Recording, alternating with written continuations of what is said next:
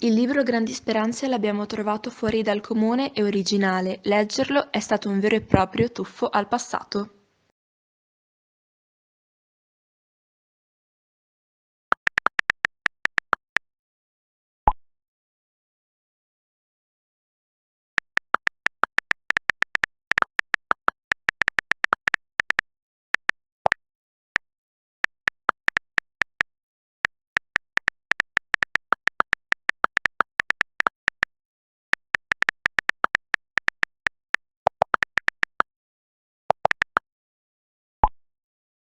Un colore che associamo a grandi speranze è il bianco, inteso come luce che rappresenta speranza, gioia e un nuovo inizio.